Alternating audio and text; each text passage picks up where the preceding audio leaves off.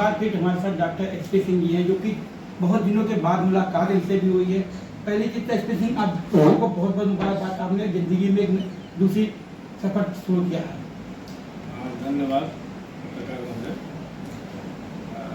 आज चुनाव का दिन था और जैसा कि सब लोग सारे न्यूज़ चैनल अपने अपने दिए हुए थे कि इतनी सीटें आएंगी, इतनी सीटें आएंगी, सबका एग्जिट पोल आया हुआ था, ठीक है। लेकिन सारे एग्जिट पोल धराशायी हो गए और एक बीच में रोकना चाहेंगे जी। आपने ये बीच में यहाँ पे हमारे इंटरव्यू तक आप बोले थे कि जो चुनाव हो और जो रिजल्ट आएगा वो थोड़ा बड़ा उल्टफेर होगा, लेकिन कहीं कहीं जो मोदी जी ही प्रधानमंत्री बनेंगे। लेकिन आज का जो नतीजा आया आप भी देख रहे हैं, यूपी में भी बहुत उल्टफेर हुआ है और भी कई जगह परिवर्तन हुआ है। तो कैसे सरकार बनेगी आप? देखिए, सरकार तो अभी एनडीए बहुमत में जा रही है, नॉन डेमोक्रेटिक जो अलायंस, जिनके बीजेपी की जो 25-26 पार्टियों की जो है सभी को 2 सीटें मिला के ये सरकार पे बना लेंगे।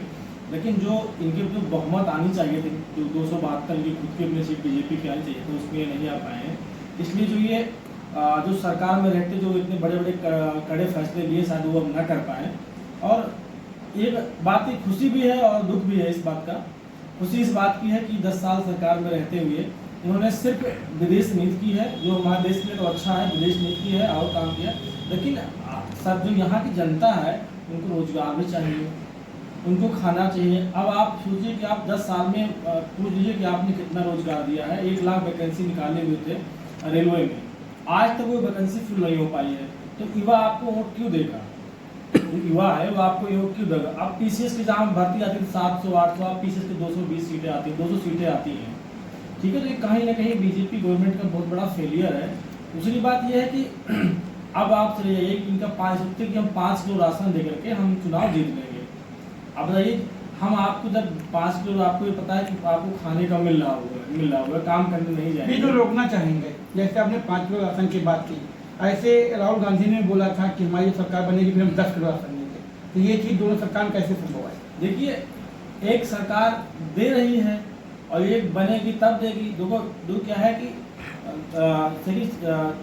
चुनाव में ऑफर देना कोई मतलब गलत बात नहीं है और ये कोई संविधान के खिलाफ भी नहीं है। सुप्रीम कोर्ट इसको स्पष्ट कर चुका है कि अगर चुनाव में अगर कोई आप चीज़ कहते हो उसको पूरा नहीं करो तो ये किसी का उल्लंघन नहीं है, किसी राइट्स का उल्लंघन नहीं है। लेकिन जो इनकी नीतियाँ थी कि भाई आप, ये तो है कि पहले 5 किलो और 10 किलो राशन नहीं होते, लोग जीवित नहीं रहते थे। एक समय था कोविड टाइम में आपने दिया था, उसको हटा देना चाहिए था। ऐसा कुछ करो, कम से कम रोजगार तो पैदा हो, मेन मुद्दा तो रोजगार पैदा हो। और यूपी में जो हारे हुए हैं, यूपी में जितने भी जैसे कि जिस कैंडिडेट को टिकट दिए हैं उनके खिलाफ पहले से ही निगेटिव लहर थी। अच्छा, यूपी में थोड़ा सा जानना चाहेंगे, यूपी में बहुत मजबूत सीट से हारी हुई है। जैसे आपसे भी बीच में बात हुई थी, आपने बोला था स्मृति ईरानी अमेठी से जीतेंगी, लेकिन कहीं कहीं वो हार गई। तो आप कांग्रेस का भी देख रहे हैं, रायबरेली से राहुल गांधी जी जीत गए हैं। राजनाथ सिंह का भी जो अपने यहाँ रक्षा मंत्री हैं वो भी बहुत कम मार्जिन से जीते हुए हैं। मोदी जी का भी देखिए 2-3 लाख वोटों से जीतते थे। बनारस में भी बहुत अंतर हुआ है इस बार।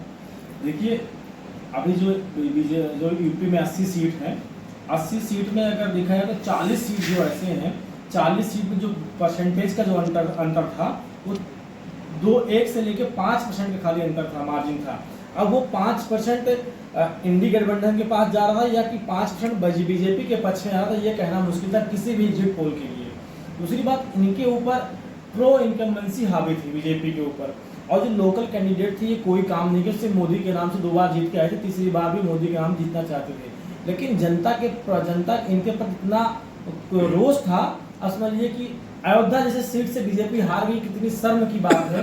और अब वहाँ की जनता को आप कोस रहे, बोल लोग कह रहे हैं कि जनता वहाँ गई, जब आप वहाँ का 10 साल सांसद रह चुका है वो, और अगर मोहल्ले में अगर बाढ़ आ जाए, कुछ आ जाए, आदमी मर जाए, लेकिन सांसद कभी जाएगा नहीं, वहाँ के विधायक जाएगा नहीं, तो कैसे सोचते कि मोदी के नाम पर हर बार वो जीत लेगा?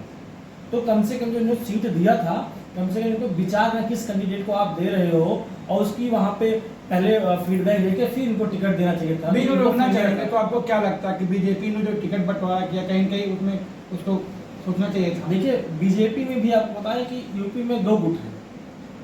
एक तो अमित शाह का गुट है और योगी आदित्यनाथ का गुट है। योगी आदित्यनाथ है वो नेशनल पॉलिटिक्स में है, लेकिन जो चलती है अमित शाह की, अभी योगी जी की नहीं चलती है उसमें।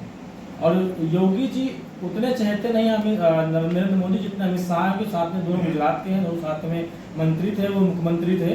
तो अमित शाह खुद नहीं चाहते थे कि योगी से यहाँ यूपी से ज़्यादा सीटें निकले, क्योंकि आने वाले समय में जो प्रधानमंत्री का बीजेपी से दावेदार होगा योगी आदित्यनाथ होगा, और ये कतई नहीं चाहते हैं अमित शाह। ठीक है, इसलिए जिस सीट को उन्होंने मना किया था कि इस सीट पे इनको टिकट नहीं देना, वहाँ पर उनको टिकट दिया गया। एक चीज़ और जानना चाहेंगे, अभी जो दिल्ली के मुख्यमंत्री अरविंद केजरीवाल जी बोले थे कि चुनाव के बाद योगी जी को मुख्यमंत्री पद से हटा दिया जाएगा, क्या ऐसा संभव है? देखिए, वो तो मैं उनकी बात को बहुत ज़्यादा सीरियसली नहीं लेता हूँ अरविंद केजरीवाल की। मैं कहता हूँ कि भारत के राजनीति में अगर सबसे बड़ा कोई बहुरूपिया है तो अरविंद केजरीवाल है। हम सारे नेता, राहुल गांधी हैं, वो अच्छे हैं, वो एक विपक्ष में तो निगेटिव तो बोले किसी पॉलिसी के, अखिलेश यादव जी हैं, कितना बढ़िया चुनाव लड़ते हैं, कितने विपक्ष में बैठे हुए हैं, लेकिन उसका तो कोई स्तर ही नहीं है किसकी कब किससे बात कर जाए, कब अपनी बीवी कसम खा ले, कब बच्चे कसम खा ले, कब क्यों जाए। कम से कम ये लोग तो ये है कि हम राजनीतिक पार्टी से, राजनीतिक घराने से राजनीति तो करते हैं, उसका तो कोई बैकग्राउंड है नहीं है, और वो इसलिए राजनीति में आया था तो सिर्फ पैसे कमाने थे, धन इकट्ठा करना था और किसी देश का प्रधानमंत्री बनना। जैसे वो एक इंटरव्यू में कुमार विश्वास जी ने कहा था कि आप ये सब काम उल्टे सीधे क्यों कर रहे हो, तो कहता है कि मैं ऐसा कुछ काम करूँगा कि खालिस्तान की पहले से मांग हुई पंजाब को खालिस्तान बना दूंगा, एक नए राष्ट्र का प्रधानमंत्री बन जाऊँगा। तो ऐसी छोटी सोच के व्यक्ति को, ऐसे घटिया व्यक्ति को, उनके बारे में अगर हम बहुत ज़्यादा टिप्पणी ना करें ज़्यादा अच्छा होगा। कल विपक्ष की मीटिंग है दिल्ली में, अगले यादव जी लखनऊ से दिल्ली गए हैं, क्या लगता है इस मीटिंग में क्या होगा, क्या संभव, क्या विपक्ष सरकार बना पाएगा? देखिए, विपक्ष की भी यही रणनीति होगी कि जैसे कुछ मुख्यमंत्री पहले के या कुछ नेता जैसे नीतीश कुमार हो गए, चंद्रबाबू नायडू हो गए, या 2-3 नवीन पटनायक हो गए, ये लोग इन लोगों से मुलाकात करने का प्रयास कर रहे हैं, फोन पे बातचीत कर रहे हैं। थोड़ा सा जानकारी चाहेंगे, रोकना चाहेंगे। सूत्रों से जानकारी प्राप्त हुई है कि जो नीतीश कुमार है उनको उप प्रधानमंत्री का पद देने का वो हुआ। हाँ, आज पहले ही जैसे सबसे पहले शरद पवार ने बात की है नीतीश कुमार से कि आप अगर हमारी सरकार बनती है, आप हमारी मदद करते हो, सरकार में आते हो, तो आपको डिप्टी प्राइम मिनिस्टर बनाया जाएगा। और दूसरी बात है, राजनीति महत्वाकांक्षाओं का खेल है, ठीक है, अवसरवादिता है। और नीतीश कुमार इतने बड़े अवसरवादी नेता शायद हमें लगता है कि भारत में भी कोई नहीं है जो हर 5 मिनट में बदल सकता है, तो उसके ऊपर मैं भी नहीं भरोसा कर सकता हूँ। अगर मान लो बीजेपी सरकार बना भी लेती है तो 2, 4, 6 महीने में ऐसा कोई अवसर जरूर है जिसमें नीतीश कुमार बीजेपी को छोड़ के चले जाएंगे। आपको लगता है 2, 4, 6 महीने में नीतीश कुमार जो है बीजेपी छोड़ के चले जाएंगे? जी। तो फिर किसकी सरकार बनेगी? ये सरकार तो अभी सबसे बड़ी जो पार्टी आई है बीजेपी आई है, और बीजेपी जो गठबंधन है एनडीए, उनको मिला के बहुमत पार करी। तो अभी तो जो संविधान के अकॉर्डिंग है, जो अनुच्छेद के अकॉर्डिंग है, वो अभी बीजेपी सरकार बनाएगी। 2-3 दिन की 4 दिन के बाद फिर से तीसरी बार कार्यकाल अपना चलाएंगे। लेकिन कहने का मतलब है कि जो एक पूर्ण बहुमत में रह करके जो काम हो सकता है, और एक अपंग सरकार, इसको अपंग सरकार बोला था कि आप बहुमत में नहीं हो लेकिन आप कई लोगों का आपके पास सहयोग है तो आप सरकार में हो, तो सहयोग से सरकार इनकी बनेगी। तो जो इस तरह का जो फैसला था वो उस तरह से फैसला आप नहीं कर पाए। जैसे एक मैं बताऊँ कि 5 इसको सबसे बड़े काम करने थे। सबसे पहले काम था पीओके जो था, पाकिस्तान अधिकृत कश्मीर जो था, उसको भारत में यहाँ इस बार सबसे पहली प्राथमिकता किसान की और बीजेपी की, उसमें बाधा आ सकती है। दूसरी बात एनआरसी और सीए जो लागू होना था उसमें बाधा आ सकती है।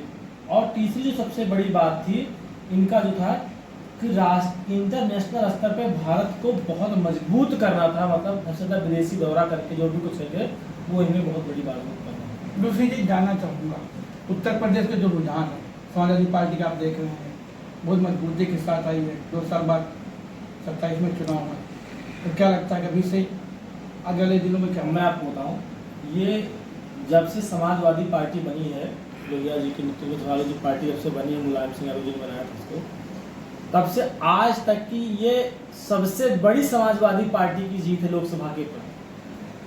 नहीं कभी 10 सीटें, 8 सीटें, 5 सीटें, 12 सीटें ऐसे हुआ करती थी, आज वो 40 सीटें के आसपास उनके पास सांसद हैं।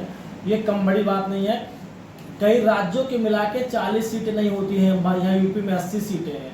80 सीटें में अगर 40 सीट सपा लेके जा रही है, इंडिया लेके जा रही है, तो ये अखिलेश यादव की बहुत बड़ी जीत मानी जाएगी। मोरल विक्ट्री तो है ही, और वैसे भी बड़ी इनकी विक्ट्री मानी जाएगी, क्योंकि उनके पास कोई इतना बड़ा ब्रांड का नेता नहीं, अखिलेश यादव के अलावा कोई और नेता उनके पास नहीं है। क्यों, लेकिन प्रो इनकम जिसका उनको फायदा देखना चाहूँगा क्या भूमिका होगी अखिलेश यादव के विपक्ष में।